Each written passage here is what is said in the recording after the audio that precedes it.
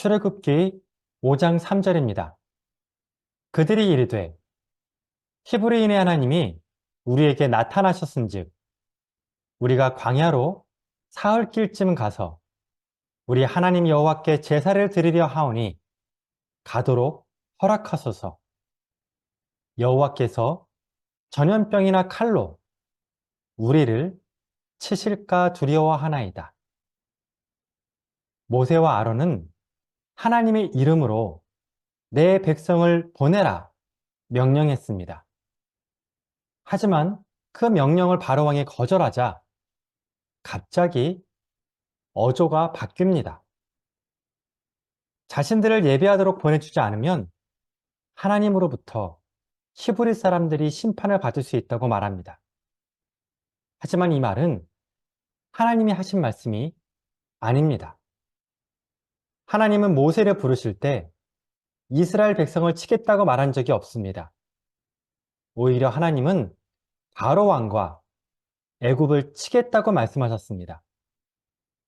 내가 안 오니 강한 손으로 치기 전에는 애굽 왕이 너희가 가도록 허락하지 아니하다가 내가 내 손을 들어 애굽 중에 여러 가지 이적으로 그 나라를 친 후에야 그가 너희를 보내리라. 모세와 아론은 하나님의 말씀을 온전하게 전하지 않고 바로와 협상하려고 했던 겁니다.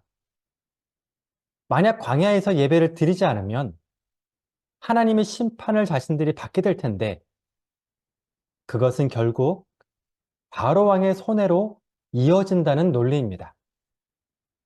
이렇게 모세와 아론은 협상가처럼 말했습니다. 이 말을 들은 바로 왕은 모세와 아론을 종교 사기꾼으로 결론 내립니다. 너희가 어찌하여 백성의 노역을 쉬게 하려느냐? 가서 너희의 노역이나 하라. 더 이상 백성들을 선동하지 말고 벽돌이나 만들라는 핀잔입니다. 이렇게 두 사람을 쫓아냈지만 바로 왕은 분노를 삭히지 못했습니다. 그는 명령을 내립니다. 히브리 노예들에게 더 이상 짚을 제공하지 말라는 명령입니다. 지금까지 벽돌은 백성들이 만들었고 짚은 애굽 사람들이 제공해 주었습니다. 짚이 들어가지 않는 벽돌은 쉽게 부서집니다. 그런데 그 짚을 애굽 사람들이 제공하지 않고 이젠 이스라엘 백성들이 스스로 구해야 했던 겁니다. 바로 왕은 그 이유를 이렇게 설명합니다. 그들이 게으름으로 소리질러 이르기를 우리가 가서 우리 하나님께 제사를 드리자 하나니 그 사람들의 노동을 무겁게 함으로 수고롭게 하여 그들로 거짓말을 듣지 않게 하라.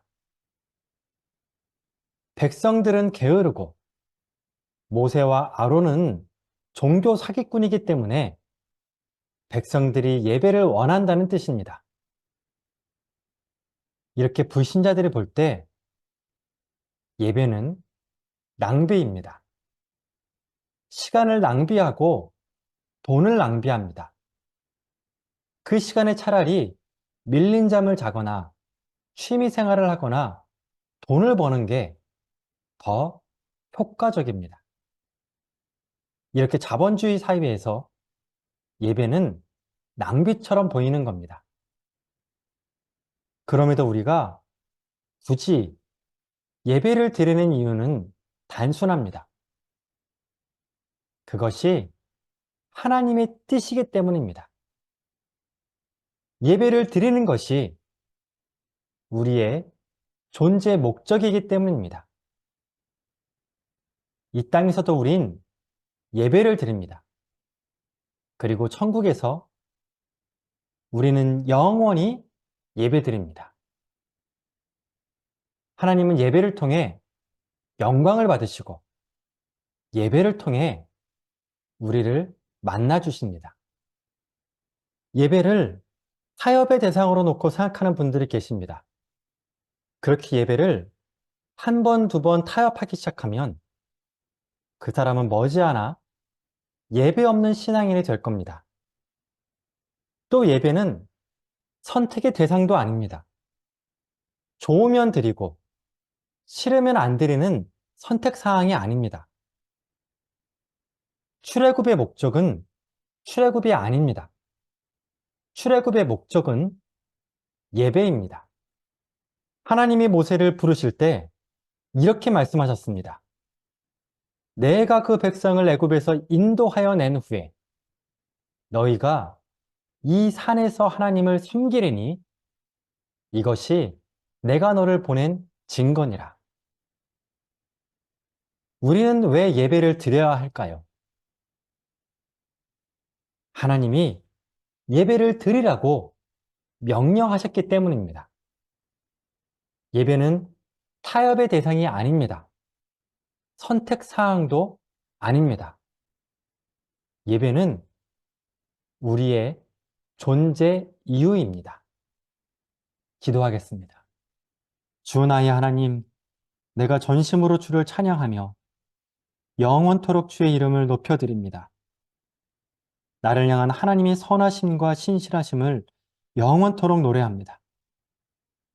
영광 받으시기 합당하신 주님, 내 평생의 주를 높이며 주의 구원을 날마다 찬양하게 하옵소서. 나를 예배자로 부르신 주님, 그 부르심에 평생 응답하며 살게 하여 주옵소서. 예수님의 이름으로 기도드립니다. 아멘.